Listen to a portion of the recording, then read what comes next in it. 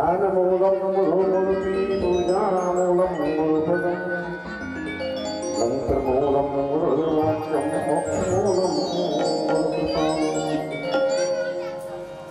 अखण्डमण्डलाकारं व्याप्तं येन चराचरं तत्पदं दर्शितं येन तस्मै श्रीगुरवे नमः।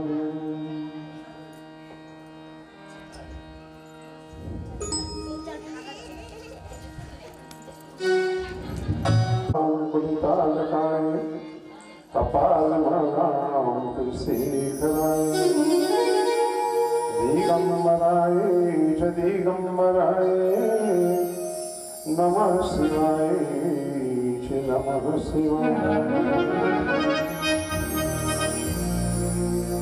बोलो शंकर भगवान की, हनुमान महाराज की, शिव पुराण की।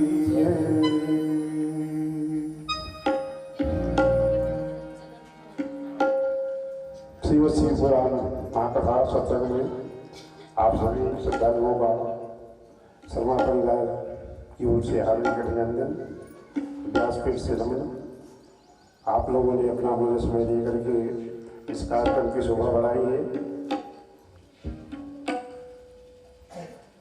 और भगवान इसके लिए बाबा एक डालो हजार देते हैं, चाहे समय हो, धन हो, मुक्ति हो।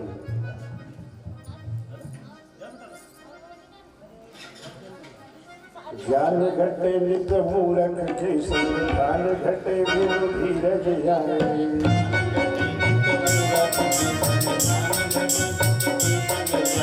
ज्ञान घटे नित्य मूलक के संग, घटे गुरु धीरज जाए। ज्ञान घटे नित्य मूलक के संग, ज्ञान घटे गुरु धीरज जाए। पाप घटे कछु पुण्य के और रोग घटे कछु औषधि खाए। पाप घटे कछु पुण्य के और रोग घटे कछु औषधि खाए। ज्ञान घटे नित्य मूलक के संग, ज्ञान घटे बिनु धीरज जाए। ज्ञान घटे नित्य मूलक के संग, ज्ञान घटे बिनु धीरज जाए। पाप घटे कछु पुण्य के रोग घटे कछु औषधि खाए। पाप घटे कछु पुण्य के रोग घटे कछु औषधि खाए। प्रीति घटे जब ही कछु मांगत, प्रीति घटे कभी कछु मांगत, जाग घटे नित्य घर जाए। प्रीति घटे कछु कछु मांगत, जाग घटे नित्य घर जाए। हरि संग से जोड़ घटे पाप घटे हरि के गुण गाए। हरि संग से जोड़ घटे तो पाप घटे हरि के गुण गाए। ज्ञान घटे नित्य मूलक के संग, ज्ञान घटे बिनु धीरज जाए। ज्ञान घटे नित्य मूलक के संग, ज्ञान घटे बिनु धीरज पाए। पाप घटे कछु पुण्य के रोग घटे कछु औषधि खाए। पाप घटे कछु पुण्य के और रोग घटे कछु औषधि खाए। प्रीति घटे जब ही कछु मांगत, जाग घटे नित्य घर जाए। प्रीति घटे कछु मांगत, जाग घटे नित्य घर जाए। नारी प्रसंग से जोड़ घटे पाप घटे हरि के गुण गाए। नारी प्रसंग से जोड़ घटे और पाप घटे हरि के गुण गाए। पुनः व्यासपीठ से आप सभी को नमन, शर्मा परिवार की ओर से हार्दिक अभिनंदन। एक सूत्र है अपने पास, ज्ञान घटे नित्य मूलक के संग। कितना भी विद्वान क्यों ना हो, उसका संग अगर बुरे लोगों का हुआ तो निश्चित जानिए उसका ज्ञान घटेगा धीरे धीरे। ध्यान घटे बिनु धीरज आए। जब तक धीरज धैर्य नहीं आएगा तब तक ज्ञान प्राप्त नहीं होगा। ज्ञान प्राप्त करने के लिए धीरज रखना पड़ेगा। पाप घटे कछु पुण्य किए, पाप को कम करना है तो कुछ पुण्य करना ही पड़ेगा। रोग घटे कछु औषधि खाए, रोग को दूर करना है तो कुछ औषधि दवाई खानी पड़ेगी। प्रीति घटे जब ही कछु मांगत, प्रेम को हमेशा बनाए रखना है, मांगिए मत। जिससे आप प्रेम करते हो उसे मांगिए मत। प्रीति घटे जब ही कछु मांगा, आपने मांगा और प्रेम कम हुआ। प्रीति घटे जब ही कछु मांगा, चाह घटे नित्य के घर जाए।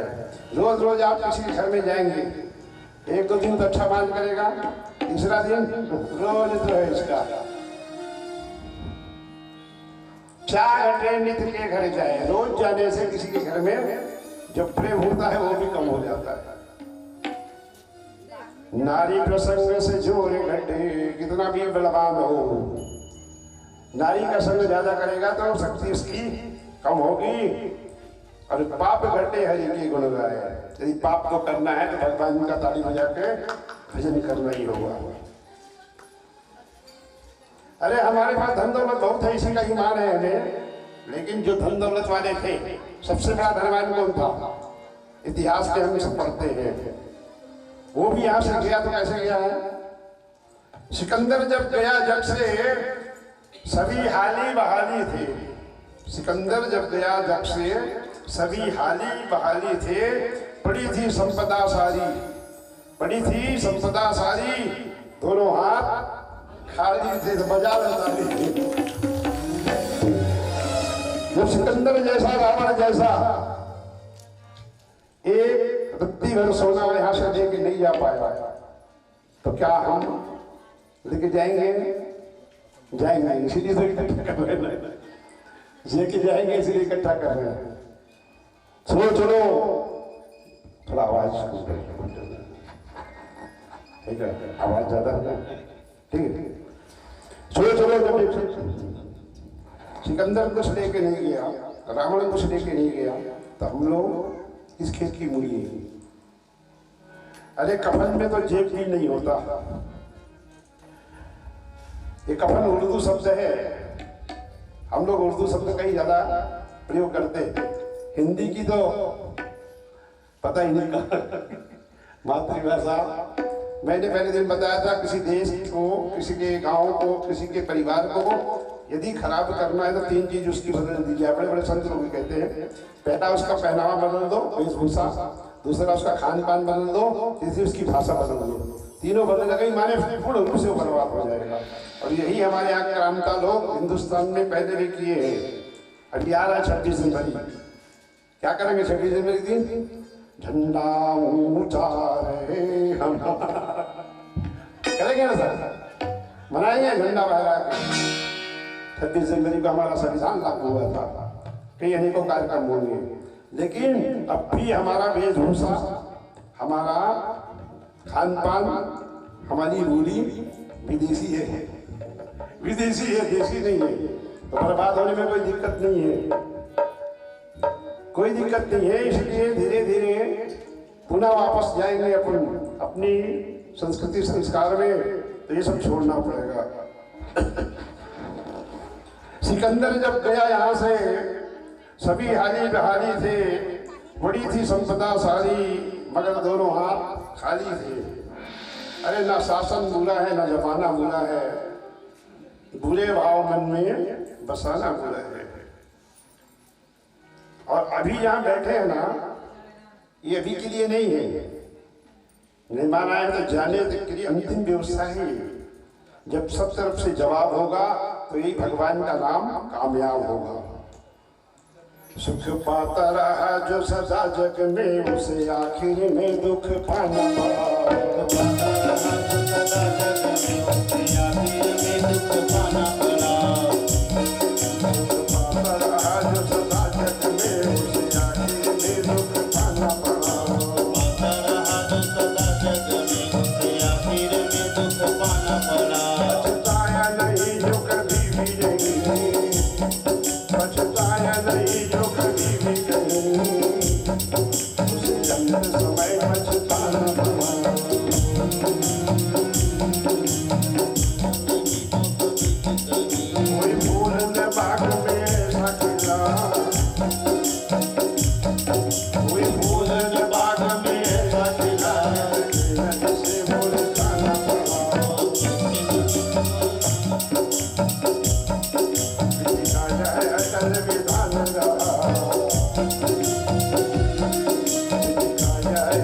विधान रहा जिसे आना पड़ा।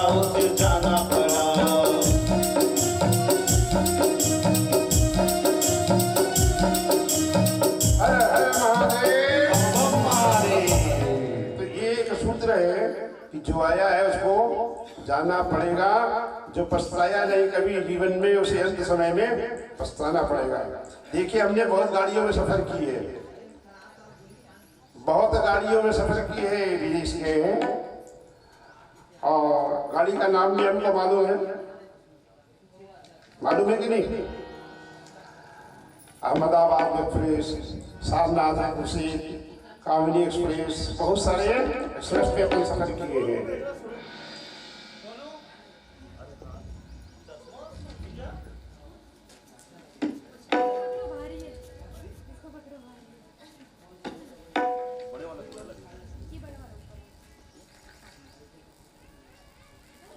चलिए, हम आपको एक स्पेशल एक्सप्रेस पे सफर करवाते हैं। सारनाथ एक्सप्रेस आपने चला होगा इलाहाबाद जाने के लिए, अहमदाबाद एक्सप्रेस चला होगा आपने द्वारका जाने के लिए, छत्तीसगढ़ एक्सप्रेस चलती है। हर हर महादेव, बम बम महादेव। यही है बालिका मंदिर सबसे भगवान को हार चढ़ाना है। मनो इच्छा तो भगवान जानते हैं, अंतर्यामी को क्या तो ये सुविधा समझ आ गई है। हम मुफ्त में किसी की सेवा नहीं करते, जरूर मन में कोई ना कोई इच्छा होगी तो वो जाने अंदर।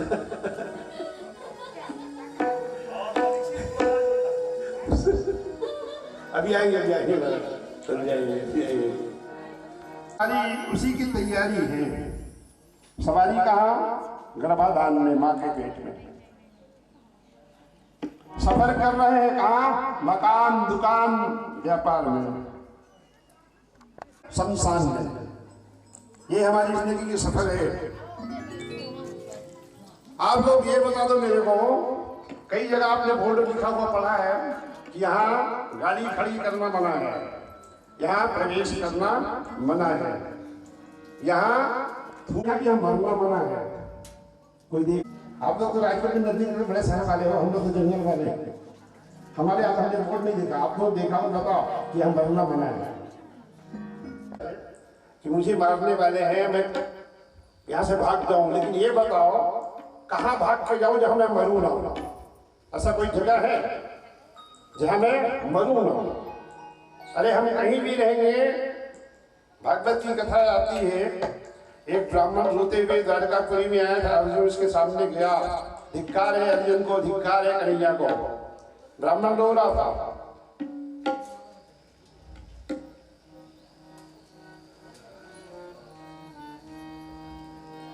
कन्हैया ने पूछा, गुरुदेव क्या तकलीफ है? अर्जुन खड़ा हो गया, बोले आप बैठिए, आप अभी यजमान बने हुए, यज्ञ हो रहा है, ब्राह्मण का दुख मैं दूर करूंगा। अर्जुन उठा, महाराज प्रणाम। बोले क्या तकलीफ है आपको?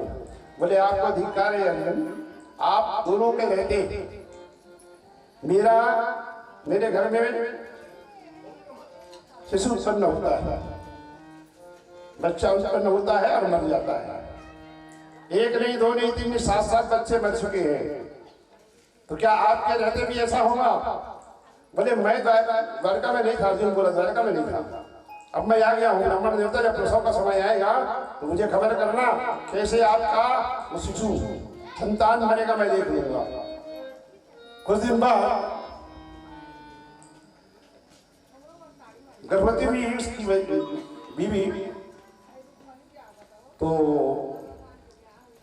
ब्राह्मण देवता आया, अर्जुन को खबर बता दिया कि अर्जुन मेरी पत्नी गर्भवती है, 9 महीना हो गया, प्रसव होने वाला है। अर्जुन गया धनुष बाण लेके, और जो प्रसूति गृह था जहां पे ब्राह्मणी रखी हुई थी, उसके चारों ओर धनुष से उसे पिंजरा बना दिया, और ऐसा पिंजरा बनाया कि हवा तक भी प्रवेश नहीं कर पाया, और बाजू में धनुष बाण लेके बैठ गया। महाराज अगर मेरे रहते ऐसा हो गया तो मुझे धिक्कार है, एक बार मुझे मौका दो। तो प्रसूति का समय आया, पिंजरे से बाण से उसने पिंजरा बनाया। कुछ देर बाद क्या देखता है कि प्रसव तो हुआ, एक बार रोने की आवाज आई, उसके बाद शांत हो गया। अर्जुन ने कहा महाराज आप जाके खोलिए, देखिए। ब्राह्मण देवता गया, अंदर में बच्चा मरा हुआ पड़ा था। रोते हुए धिक्कार है तुमको, क्या वचन देते हो अर्जुन, तुम्हारे रहते मेरा बच्चा फिर मर गया। अर्जुन को बड़ी ग्लानि हुई, मरने जा रहा था आत्महत्या करने। कन्हैया ने कहा कहाँ जा रहे हो अर्जुन? अरे महाराज मैंने वचन दिया था ब्राह्मण के बच्चे की रक्षा करूंगा, नहीं कर पाया, मुझे आत्मग्लानि हुई है। तो बोले तुमने कैसे प्रतिज्ञा कर दिया? बोले महाराज मैं गांडीधारी हूँ, मेरे पास शक्ति है, मैंने बहुत बहुत अस्त्रों को अपने कब्जे में कर रखा है। बोले अर्जुन तुम समझ नहीं पाते, समय पे समय माने काल चक्र पे मेरा भी बस नहीं चलता। समय बड़ा बलवान मेरे भैया, समय बड़ा बलवान, समय बड़ा बलवान रे भैया, समय बड़ा बलवान, समय बड़ा बलवान, समय बड़ा बलवान, समय बड़ा बलवान रे भैया, समय बड़ा बलवान। समय के आगे हम तो करे, समय के आगे हम तो चाहे झुक जाए भगवान। समय बड़ा बलवान रे भैया, समय बड़ा बलवान, समय बड़ा बलवान रे भैया, समय बड़ा बलवान,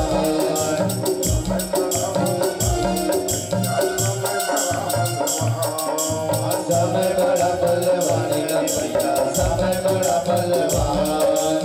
हर हर महादेव। अच्छा जैसे अपने सारनाथ एक्सप्रेस में इलाहाबाद जाना है, अपन का स्टेशन टिकट ले लिए, ठीक है। अब गाड़ी हमारे जाने के पहले निकल गई, तो पहले तो 2 दिन 3 दिन बाद चलती थी गाड़ी, अब तो रोज चलती है शायद सारनाथ एक्सप्रेस, रोज चलती है। आड़े नहीं पहुंच पाए, गाड़ी छूट गई। अच्छा वो गाड़ी छूट गई तो 24 घंटा बाद मिल जाएगी कि नहीं मिल जाएगी? मिल जाएगी। जो 24 घंटे बाद चलती है 24 घंटे बाद मिल जाएगी। अगर 2 दिन बाद चलती है जो एक्सप्रेस 2 दिन बाद मिल जाएगी। 1 हफ्ते में 1 बार चलती है तो उनकी एक्सप्रेस हमको 1 हफ्ते बाद मिल जाएगी।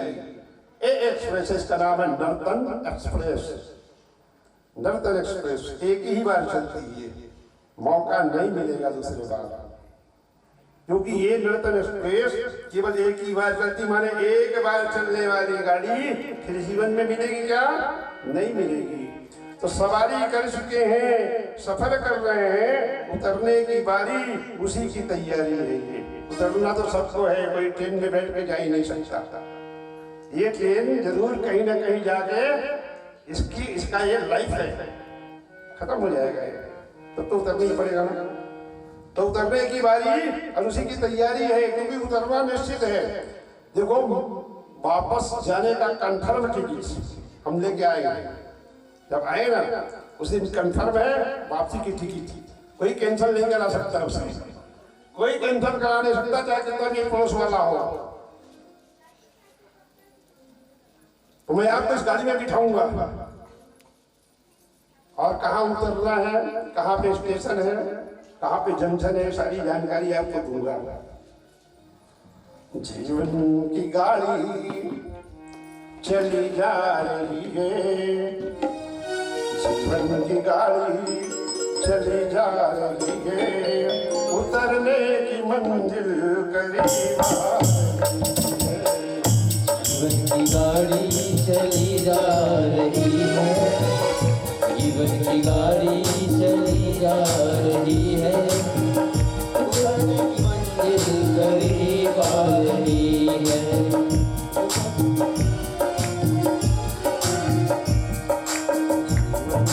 गाड़ी चली जा रही है,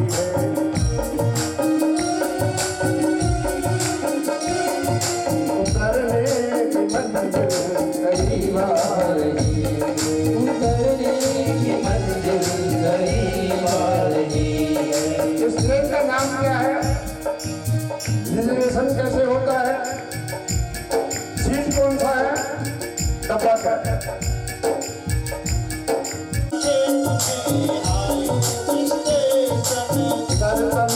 ट्रेन में आयु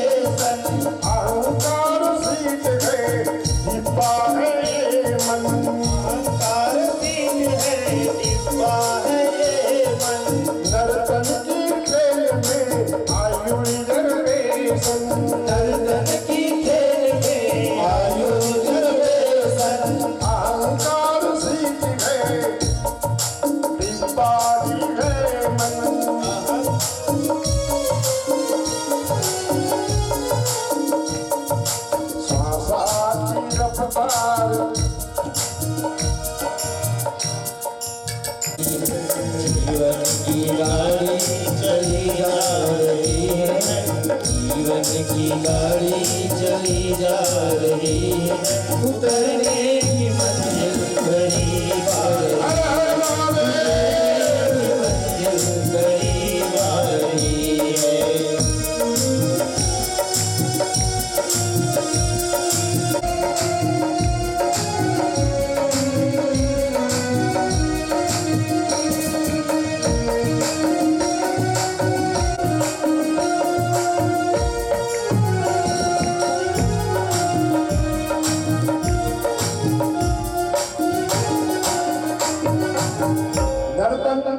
एक्सप्रेस, इस एक्सप्रेस का नाम क्या है?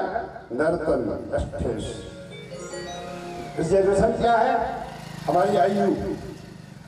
रिजर्वेशन क्या है? हमारी आयु। इसके अंदर जो अहंकार बैठा है वो है सीट, और ये मन जो है वो डिब्बा है। श्वास जो चल रही है यही गाड़ी की रफ्तार है।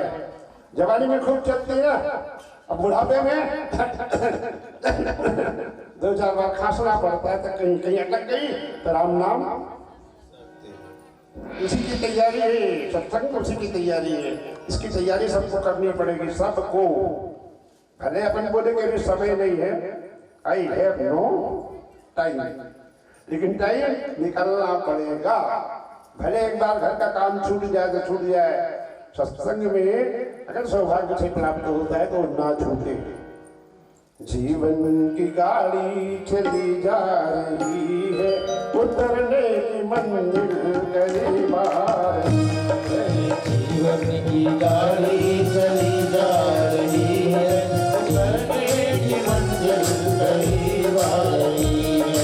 श्वासा की रफ्तार बदला रही है, श्वासा की रफ्तार बदला रही है, उतरने की मंजिल करीब आ रही है। जीवन की गाड़ी चली जा रही है, जीवन की गाड़ी चली जा रही है, उतरने की मंजिल करीब आ रही है, उतरने की मंजिल करीब आ रही है। इस भजन में सागर भरा हुआ है। नर्तन इस एक्सप्रेस का नाम। रिजर्वेशन हमारी आयु, हमारे अंदर अहंकार बैठा वो सीट है, और डिब्बा हमारा ये मन है, और श्वास जो चल रही है वो रफ्तार बता रही है, कितनी रफ्तार से चल रही है। अब आएगा स्टेशन, छोटा बड़ा सब स्टेशन। सबसे पहले देखा है बचपन का स्टेशन, सबसे पहले देखा है बचपन का स्टेशन, सबसे पहले देखा है बचपन का स्टेशन, सबसे पहले देखा है बचपन का स्टेशन। देखो स्टेशन और जंक्शन में अंतर है। स्टेशन में सिर्फ एक ही गाड़ी चलती है, और जंक्शन आता है तो कई गाड़ियां आती हैं, वहां से इधर से आती, इधर से आती, इधर से आती, इधर से आती। सबसे पहले देखा था बचपन का स्टेशन, सबसे पहले देखा था बचपन का स्टेशन, बाद में मिला बाद में जवानी का जंक्शन, मिला बाद में जवानी का जंक्शन। जवानी रूपी जंक्शन में कई दिशाएं से रेलगाड़ी जाती है, इधर भी जा सकती है रेलगाड़ी। स्टेशन में एक ही स्टेशन मिलेगा, और जंक्शन में कई रास्ते, कई गाड़ी आती, रास्ते मिलेंगी। सबसे पहले देखा बचपन का स्टेशन, सबसे पहले देखा था बचपन का स्टेशन, मिला बाद में जवानी का जंक्शन, मिला बाद में जवानी का जंक्शन। बुढ़ापे से आगे, बुढ़ापे से आगे चली जा रही है, उतरने की मंजिल करीब आ रही है। गाड़ी चली जा रही है, गाड़ी चली जा रही है, उतरने की मंजिल करीब आ रही है, उतरने की मंजिल करीब आ रही है।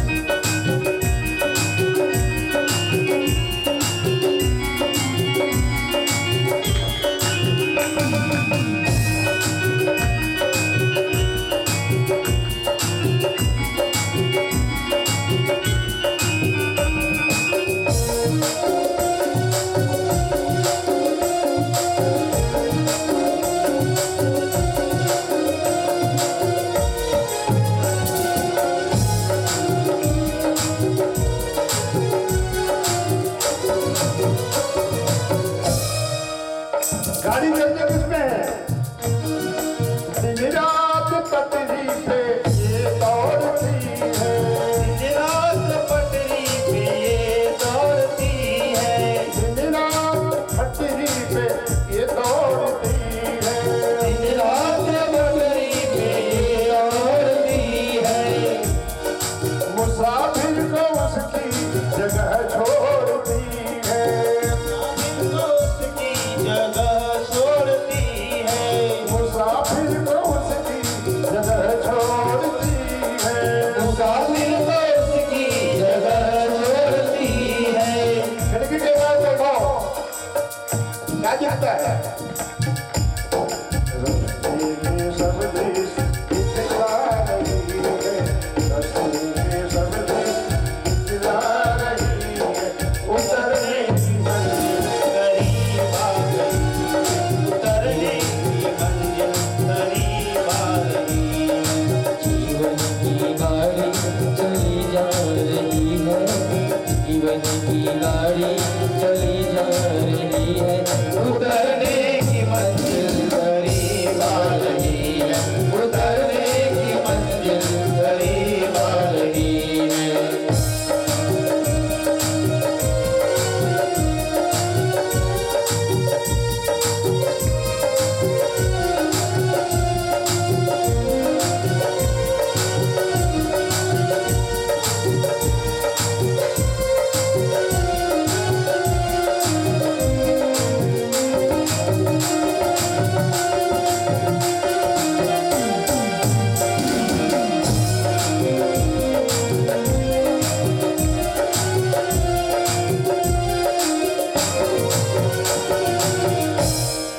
छूटेगा अपने परायों का मेला। छूटेगा अपने परायों का मेला। सफर में गए सारे रिश्तेदार सब चल रहे लेकिन सब तो जगह थोड़ी जगह होता है। कोई रायपुर में उतरता है, कोई बिलासपुर में उतरता है, तो कोई आगे उतरता है। धीरे धीरे धीरे सब छूटते जाते हैं। छूटेगा अपने परायों का मेला। छूटेगा अपने परायों का मेला। छूटेगा अपने परायों का मेला। छूटेगा अपने परायों का मेला। छूटेगा अपने परायों का मेला। और भजनानंद जी कहते हैं राजेश्वरानंद उतरना अकेला। राजेश्वरानंद उतरना अकेला।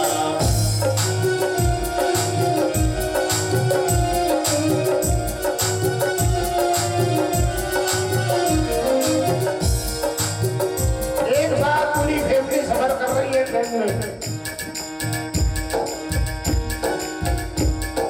कभी किसी को रायपुर उतरना है, किसी को बिलासपुर उतरना है, किसी को करती उतरना है। धीरे धीरे धीरे सारे लोग उतर जाएंगे, एक अकेला बच जाएगा फिर वो सफर में। छूटेगा अपने परायों का मेला। छूटेगा अपने परायों का मेला। राजेश्वरानंद उतरना अकेला। राजेश्वरानंद उतरना अकेला। अकेला जब जाना होता है ना तो घबराहट शुरू हो जाती है। दिल धड़कना शुरू हो जाता है कि सब चले गए, मैं अकेला हूँ, मुझे अकेले उतरना होगा। जब धड़कन बढ़ जाती है तो तबीयत आज बहुत घबरा रही है। तबीयत आज बहुत घबरा रही है। क्योंकि सबको छोड़कर उतरना पड़ रहा है ना, सबको छोड़कर उतरना पड़ रहा है। उतरने की मंजिल करीब आ रही है। जीवन की गाड़ी चली जा रही है। जीवन की गाड़ी चली जा रही है।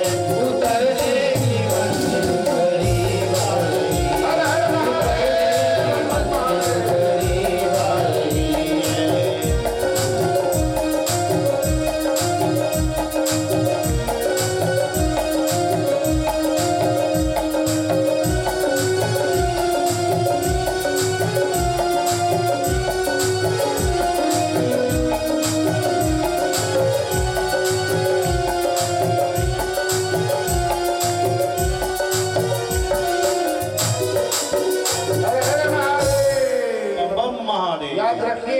अकेला ही उतरना होगा, उसमें तबीयत घबराती है। फिर धीरे धीरे धीरे धीरे संगी साथी सब चले, कोई साथ देने वाला नहीं। अकेले जब बचते हैं, अकेले उतरना होता तो तबीयत घबराती है, उसमें क्या हाल होता है।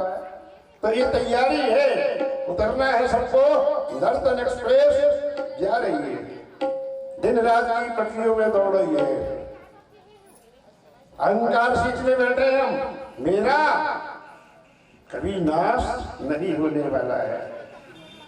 पढ़िए उत्तरकांड, तुलसीदास जी लिखते हैं व्यक्ति का जीवन। उस कबीरदास जी ने कहा, पानी केरा बुध बुधा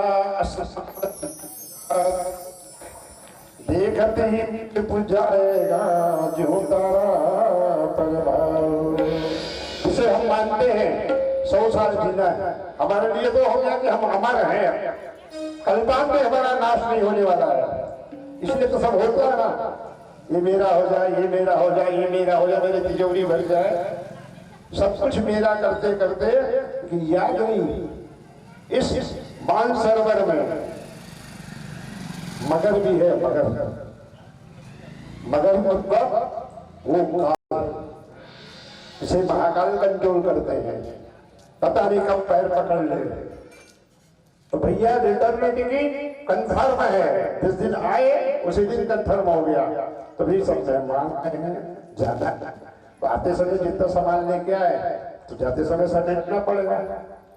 इतना इतना लेते हैं कि समेटा नहीं जा सकता। एक व्यक्ति 3 स्टार होटल में रह सकता है, लेकिन वो अपने हिसाब से उसे बना बिगाड़ नहीं सकता। वहां परतंत्र है, वो किराए में रहेगा होटल में 3 स्टार में, लेकिन इस कमरे को बना बिगाड़ नहीं सकता। जेल खाने में कोई है, वो भी उस जेल खाने को बना बिगाड़ नहीं सकता अपने तरफ से। वहां भी रहना, वहां भी परतंत्र है वो। स्वर्ग में जो रहता है, जितने दिन तक पुण्य है उसके पास उतने दिन रहेगा, उसके बाद तो वापस आना ही होगा। तो तैयारी करनी पड़ेगी कि नहीं पड़ेगी। ये नर्तन एक्सप्रेस है और इस एक्सप्रेस पे बैठे हैं तो हटना पड़ेगा। सारे परिवार है यहाँ पे, धीरे धीरे धीरे सबका स्टेशन आते जाएगा, सब उतर जाएंगे। जब अकेले बचेंगे तो निश्चित जानो कि उस दिन हमारी तबीयत बिगड़ जाएगी। इसलिए हम अपने मन का कुछ नहीं कर सकते। अरे जो देवता है वो भी कुछ नहीं कर सकते, पशु पक्षी जो यहाँ बैठे हैं वो भी कुछ नहीं कर सकते। तो भाई यहाँ ये जो मिला है किसके लिए मिला है? केवल व्यापार के लिए, केवल संसार को संभालने के लिए नहीं भैया, इसके लिए नहीं मिला है। सुन दुर्लभ सब ग्रंथ जगावा। सुनिए ना, जब सुखदेव जी कथा सुना रहे थे, लोग अमृत लेकर के पहुंचे हैं, अमृत का घड़ा लेके, और सीधा उन्होंने कहा सुखदेव जी से कि महाराज हम लोग अमृत का घड़ा लेके आए हैं, और ये अमृत के घड़े में अमृत रखा हुआ है, इसको आप परीक्षित को पिला दो, ये मरेगा नहीं सांप काटने से। और ये अमृत रूपी कथा भागवत की हमको सुना दो। सुखदेव जी ऐसे नहीं माने थे कि ज्यादा पैसा दिया उसे क्या सुनाए, नहीं। देवता बोले तुम केवल और केवल परीक्षित है, कब अधिकारी बनेंगे हम भागवत सुनने के लिए? राजा परीक्षित जैसा विरक्त बन जाएंगे तब, सुखदेव जी जैसा विरक्त बन जाएंगे तब।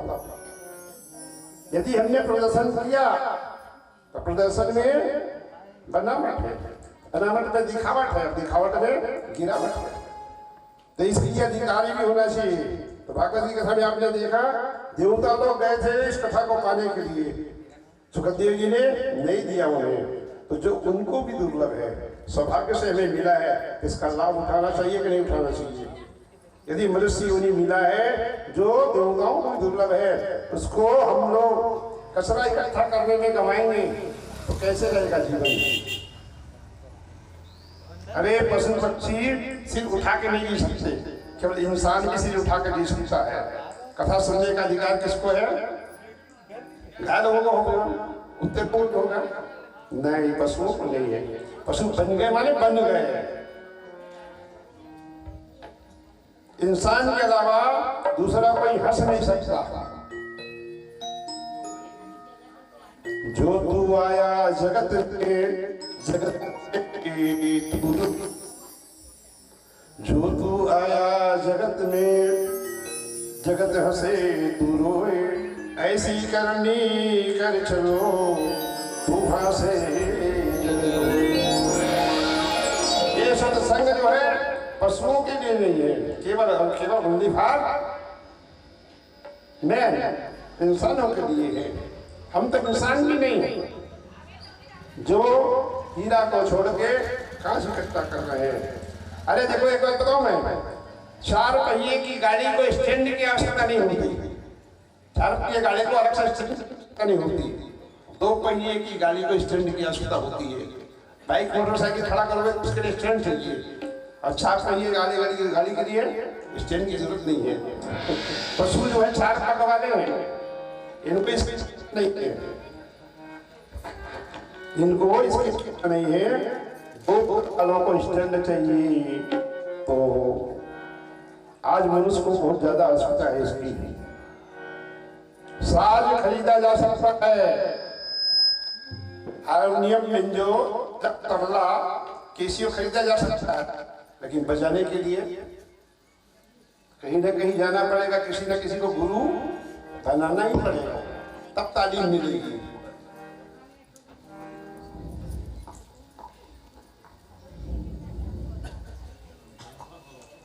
साज खरीद देने से हम संगीतकार नहीं बन जाएंगे। साज को सीखने के लिए किसी न किसी के पास जाना पड़ेगा। वैसे मनुष्य योनि में हम आ गए हैं, तो मनुष्य योनि में जिया कैसे जाता है, उसके लिए किसी कलाकार के पास जाना ही होगा। लेकिन हम तो ऐसे लोग, थोड़ा सा भी कला हमारे अंदर आया, थोड़ा सा, तो फिर अभिमान से हम भूल जाते हैं और जहां जाना है वहां से भटक जाते हैं। एक व्यक्ति बहुत कलाकार था, बहुत बड़ा मूर्तिकार था। ऐसा किसी को देख के मूर्ति बनाता कि हूबहू पहचान नहीं पाता, उसको इसी बात का दुख था। अंतिम समय में वो सोचा क्यों न मैं यमराज को गच्छा दे दूं। अब टाइम तो किसी को मालूम नहीं रहता, लेकिन मन आ गया था, मालूम हुआ उसे। तो अपने जैसा उसने 15 मूर्तियां बनाई, 15 खड़ा कर दिए ऐसे, और 16वां खुद बीच में खड़ा हो गया। समय आया, यमराज के दूत आए, आज्ञा थी कि एक को लेके आना, यहाँ तो 16 थोड़ा है। बुद्धि चकित हो गई, किसी ले जाना है। वापस गए यमराज के पास, सारा मामला उन्होंने बता दिया। यमराज बोले ऐसी घटना तो हुई नहीं है, चलो मैं भी चलता हूँ। यमराज भी आया, देखा 1 नहीं, 2 नहीं, 3 नहीं, 4 नहीं, 16 एक ही जैसा व्यक्ति 16 रूप में खड़ा है। यमराज तो यमराज है ना। थोड़ी देर चुप रहा, उसके बाद बोला वाह रे कलाकार, तेरी कला की मैं दाद देता हूँ, तुझे यहाँ नहीं स्वर्ग में होना चाहिए। बस एक गलती नहीं होती तो तेरा स्थान स्वर्ग में होता, बस एक गलती नहीं होती, ऐसा बोला और सामने वाले का मुंह खुल गया। क्या, कौन सी गलती? बस यही गलती। पकड़ लिया यमराज ने उसको। तो हमारे अंदर कभी कोई बरकत हमारी हो जाती है तो धीरे धीरे पद और मद में एक बिंदु का अंतर है, एक बिंदु का। किसी भी धर्मात्मा को बिठा दो पद में, किसी भी धर्मात्मा को। आपने भागवत में राजा नहु की कथा सुनी है, जब इंद्र को ब्रह्महत्या का पाप लग गया, इंद्रासन खाली हो गया, सारे देवताओं ने मिलकर राजा नहु को धर्मात्मा बोल के उसको इंद्र पद में बिठा दिया। अस को नहीं जन्मा जग माही, अस को नहीं जन्मा जग माही, अस नहीं जन्मा जग माही, अस को नहीं जन्मा जग माही। प्रभुता पाई ताहि मत नाही, प्रभुता पाई ताहि मत नाही, अस को नहीं जग माही।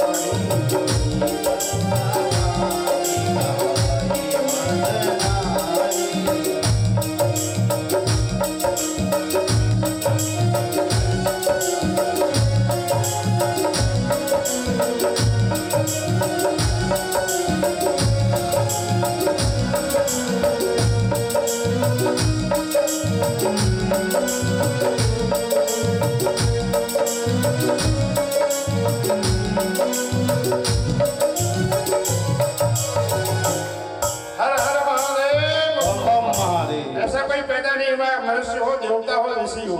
भगवान की बात छोड़िए, भगवान की परिभाषा ही कुछ अलग है।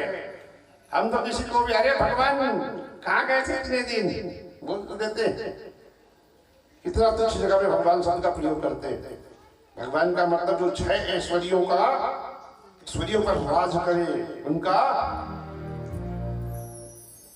उन पर अधिकार करे, वो है भगवान। ये सारे देव हैं, अपन जानते हैं 33 कोटि देवता है। देखा है किसी ने? हाँ, ये अतिशयोक्ति अलंकार है वैसे कहने के लिए। कोटि वाले प्रकार भी होता है। 33 कोटि वाले हम लोग समझते करोड़, 35 प्रकार के देवता होते कुछ शास्त्रों 33 कोटि की बात न पहले में स्वीकार थी ना आज भी। बस कहने को कह देते कि हनुमान जी कुंज में लगन न पाई आग, और लंका सारी जल गई, गए निशाचर। हनुमान जी कुंज में आग लगी नहीं, लंका जल गई। ये क्या है? अतिशयोक्ति अलंकार है। कहने के लिए प्रभाव डाले ढंग से, लोगों को इतना प्रभाव पड़े, इसलिए ऐसा कहा जाता है। ये तो कवि लोगों की रचना है, और कवियों की रचना में चमत्कार ना हो तो फिर कविता अच्छी नहीं होती। हम आदमी हैं ये चेक करें, देखो हम आदमी हैं कि नहीं, चेक करें। आदमी में कौन कौन से गुण होना चाहिए। चेक करने के बाद लगेगा कि वास्तव में हम अधूरे हैं, इंसान नहीं है पूरे। आदमी आज आदमी की शक्ल से डर रहा है। आज आदमी की शक्ल से डर रहा है। आदमी को मारकर घर भर रहा है। आदमी ही मार रहा है। हकीकत में यही है आज वर्तमान की दुर्दशा। तो हम आदमी भी पहले है कि नहीं चेक करें। आदमी होंगे तो निश्चित है कि भाई आदमी जैसा काम करेंगे। मेरे को ये बताओ, आपने गाय देखा है? गाय देखा है? अच्छा, बैल भी देखा होगा आपको? बैल भी देखा है? कौन कौन नहीं देखे गाय बैल? सब देखे हैं जी, अभी आएगा इधर से। अच्छा, गाय क्या खाती है? घास खाती। क्या खाती है? कभी उसको अच्छा बकरा काट के खिला दे, खाएगी? ताजा वाला नहीं खाएगी। क्या बोलते हैं वाला मुर्गा खाएगी, मर जाएगी, लेकिन गाय मांस नहीं खाएगी। अच्छा, शेर क्या खाता है? कभी उसको खिला के देखना, घास खाएगा, मर जाएगा लेकिन घास नहीं खाएगा। और आदमी, बोलो ना, मैं नहीं बोलता। आदमी छोड़ो बात को, कहना नहीं चाहता, कहने को तो बहुत कुछ है। ऐसा क्यों है?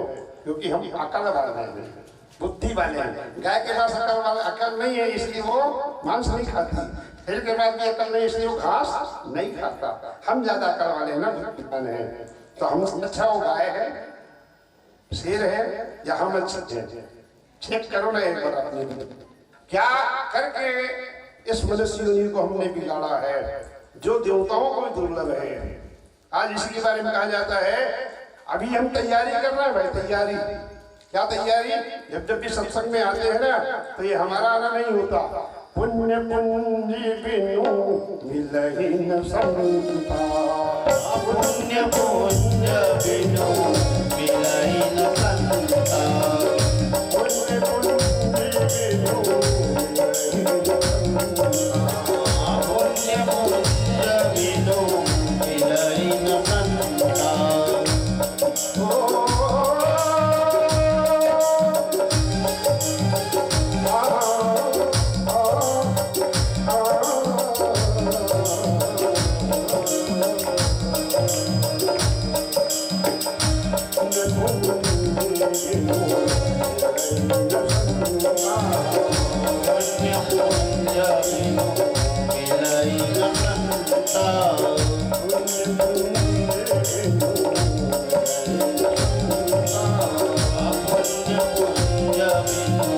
मिलहि न संता। बड़े भाग मन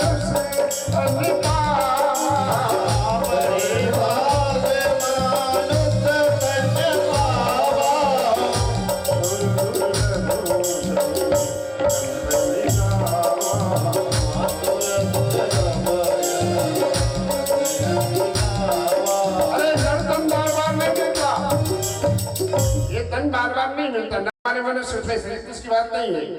नर धन बार बार नहीं मिलता। ये पाके अगर हम अपना बना नहीं पाए, मुक्ति इसे कहते हैं या मोक्ष इसे कहते हैं, तो फिर कब बनेगा ये? अपना बनी तो फिर ना बनेगी, अपना बने तो फिर ना बनेगी, अपना बनी तो फिर ना बनेगी, अपना बनी तो यहाँ ना बने, यहाँ ना बने तो बनेगी, यहाँ ना बनी तो वहाँ पे बनेगी। यहाँ ना बने। नर्तन पारे पारे नहीं मिलता, नर्तन पारे पारे नहीं मिलता, नर्तन पारे नहीं मिलता।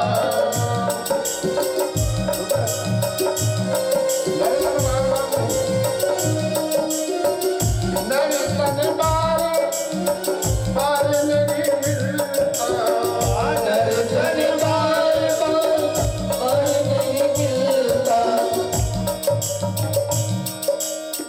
फिर तेरी जननी, फिर तेरी जननी तुझको जलेगी, फिर तेरी जननी तुझको जलेगी।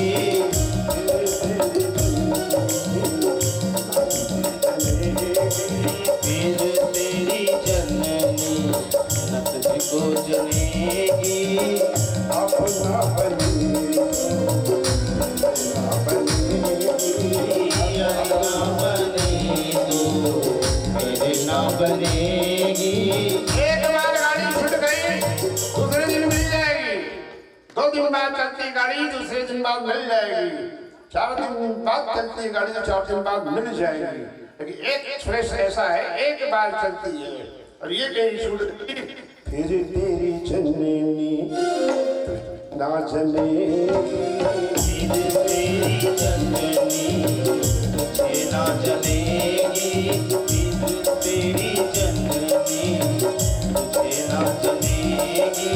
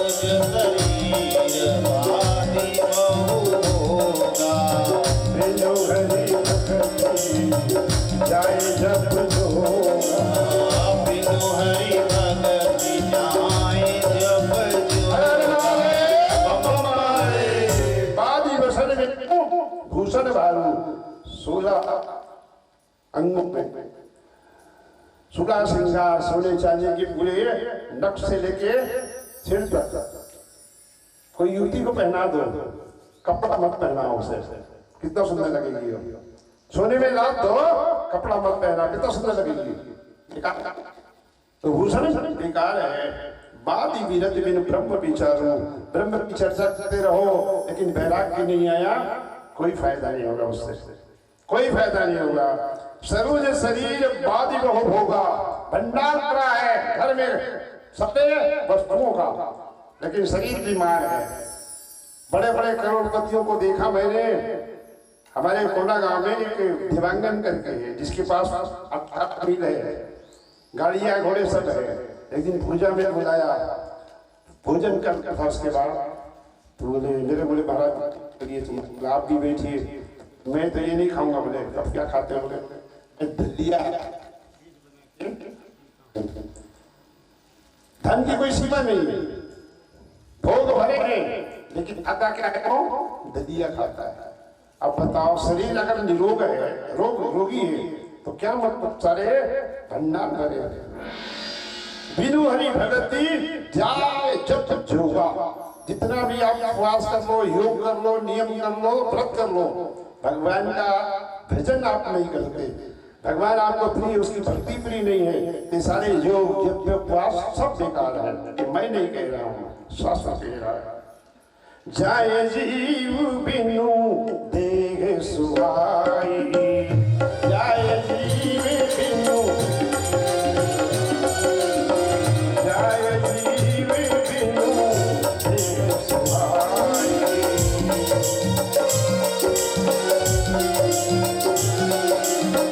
बाजी मोर सबू दिनु रखलाई, बाजी मोर सबू दिनु रखलाई। हर जी कहते हैं कि पूरा अयोध्या में, देखो अयोध्या कैसा था पहले उस समय जब राम जी थे। तो एक बार रावण छुप के अयोध्या को देखने गया था, क्योंकि मेरा लंका जो सोने का है, अयोध्या क्या है। तो अयोध्या में छुप के वो जब घूमने गया तो एक बुढ़िया के बाथरूम में पहुंचा और छुप के देखा, रावण के सिर नीचे हो गया, क्योंकि अयोध्या में उस बुढ़िया के बाथरूम में पूरे हीरे जड़े हुए थे। क्या जड़े हुए थे? हीरे जड़े हुए थे। और रावण का ईमान था कि मेरा सोना लंका सोने का है। तो भगवान के ऐश्वर्य को देखने मत जाओ, भगवान के ऐश्वर्य को देखने मत जाओ। ये भी जो मिला है ना, बड़ी कृपा है उसकी। कहते हैं जब वो रूठ जाता है तो पेट में खाया हुआ अन्न भी नहीं बचता, जब देता है तो छप्पर फाड़ के देता है और ले जाता है, पेट फाड़ के ले जाता है। कोई कहे कि मैं कमाता हूं तो खाता हूं, संभव नहीं है। तुम कमा के भरोगे, लेकिन अगर वो नहीं चाहेगा पत्नी नहीं मिलेगा। मैं इसको साबित कर लूं, एक दृष्टांत। वृंदावन में एक धर्मशाला था, वहां एक साधु संत लोग रुकते थे। साधु संत रुके थे तो जैसे ही 4 बजे ब्रह्म उठा और नमः शिवाय, ओम नमः शिवाय, नमः शिवाय, ओम नमः शिवाय, नमः शिवाय, ओम नमः शिवाय, नमः शिवाय। ये माता जी भजन करना शुरू कर दिया, ओम नमः शिवाय, ओम नमः शिवाय। और ठीक एक व्यापारी उसी धर्मशाला में पहुंचा, दिन रात भर काम निपटाया, रात को 3 बजे तक निपटाया अपना व्यापार का काम। पहुंच कहाँ? धर्मशाला में। और उसका वो सोने का समय था और महात्मा को ही समय जागने का समय था।